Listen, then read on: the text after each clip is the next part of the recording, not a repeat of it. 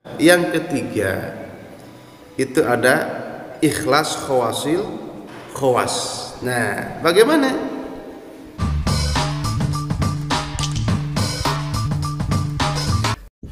Assalamualaikum warahmatullahi wabarakatuh. Sahabat santri, kita bertemu kembali dalam pembahasan sedikit sekelumit tentang kitab Al-Hikam. Tentunya yang dibahas oleh saya bukan pembahasan seperti para guru-guru kita yang ahli, tapi tentunya yang dibahas ini adalah yang saya bisa dan tentunya akan sangat minimal. Tapi semoga meskipun minimal, dengan tetap membela kebenaran, membela kebaikan, membela kemaslahatan, menjadi kemanfaatan untuk semuanya. Amin ya Allah ya rabbal alamin. Di sini dalam hikmah yang ke-10 dijelaskan bahwa bismillahirrahmanirrahim, al-a'malu suwarun qaimatun wa arwahuha wujudu sirril ikhlasi fiha. Amal perbuatan itu adalah kerangka yang tegak dan ruhnya adalah terdapatnya rahasia ikhlas dalam amal tersebut. Sahabat santri, di sini kalau ada orang beramal tidak ikhlas, itu menurut guru-guru kita, di antaranya Syekh Ibnu Athaillah As-Sakandari menjelaskan bahwa orang yang ibadah, yang taat, yang takwa, tapi tidak diiringi dengan ikhlas, itu seperti kerangka. Kalau dalam bahasa Sunda itu seperti bebegik sawah yang ada di sawah, orang-orangan sawah. Itu adalah kerangka, itu adalah mayat. Itu. Nah, apa ruhnya? Maka ruhnya supaya amal tersebut hidup adalah dengan ikhlas. Nah itu. Jadi kita harus belajar, semuanya harus belajar. Karena kita tidak akan bisa kalau tidak belajar. Harus belajar, dibimbing oleh syekh atau mursyid supaya kita bisa beramal dengan ikhlas. Nah, yang akan saya bahas pada kesempatan ini, ikhlas itu ada berapa tingkatan? Maka jawabannya itu ada 3 tingkatan. Yang pertama itu ada ikhlas abidin, yang kedua ikhlas muhibbin, yang ketiga ikhlas arifin. Atau dalam syarahnya, lihat dalam kitab Iqadul Himam, syarah Hikam, itu ikhlas itu terbagi 3. Ada ikhlas awam, ada ikhlas khawas, ada ikhlas khawasil khawas. Nah, kita bahas bagaimana atau apa yang dinamakan dengan ikhlas awam.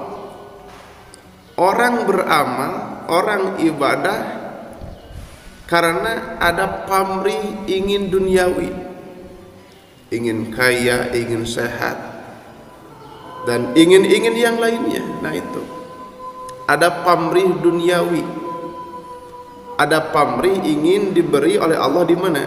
Di dunia.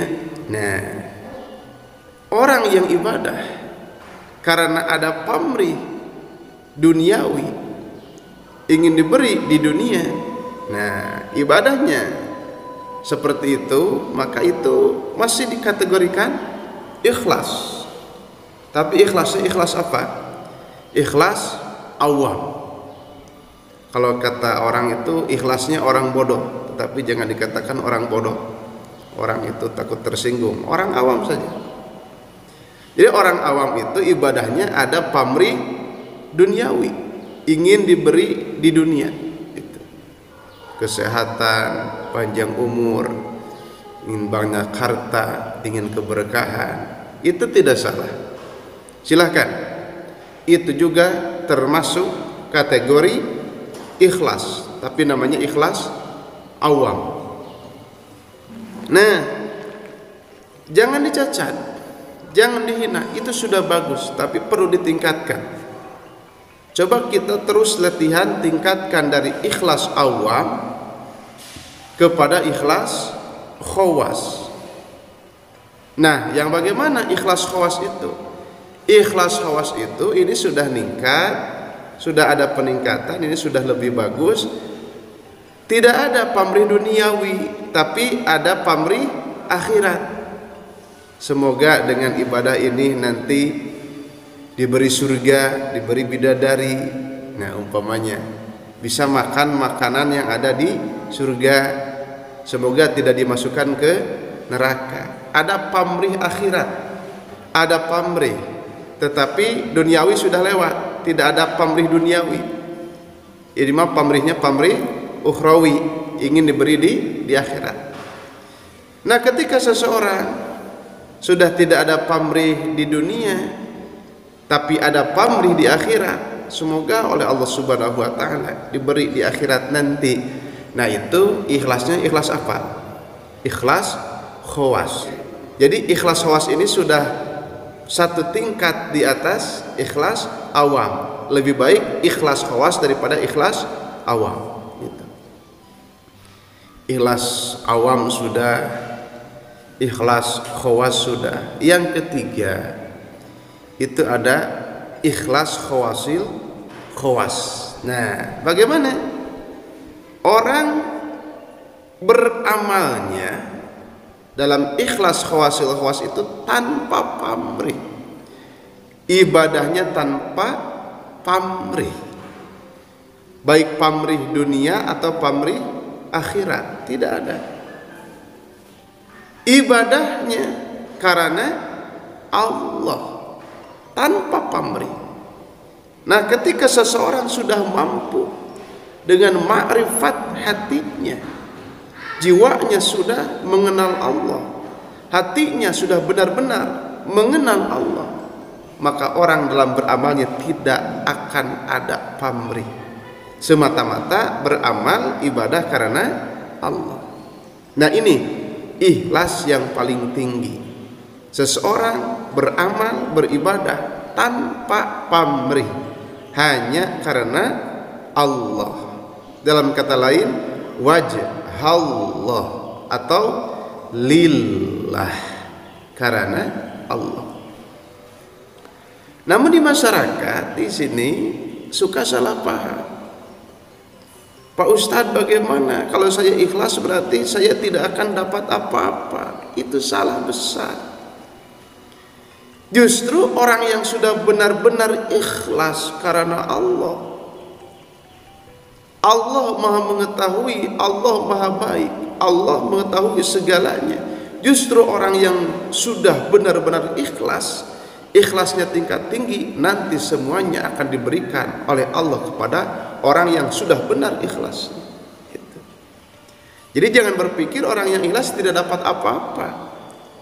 Justru orang ikhlas akan mendapatkan segalanya itu. Bagaimana kita lihat para nabi, para wali, mukmin soleh, orang-orang yang disayang Allah, orang-orang yang sudah mengenal Allah, orang-orang yang sudah sampai kepada Allah. Bagaimana beliau-beliau itu sangat bahagia zahir batin karena sudah diberikan oleh Allah itu yang istimewa, yaitu surga dunia, dan nanti ditambah lagi surga di akhirat. Alhamdulillah. Nah, seperti itu. Jadi untuk sahabat pesantren semuanya, kita belajar. Saya belajar karena ikhlas itu sulit. Apalagi kita sekarang itu sudah jadi YouTuber, sudah jadi selebgram, TikToker, blogger, Buddhis dan lain sebagainya. Bolehlah kita semakin banyak penghasilan dan cuan, tetapi yang sulitnya itu ikhlasnya.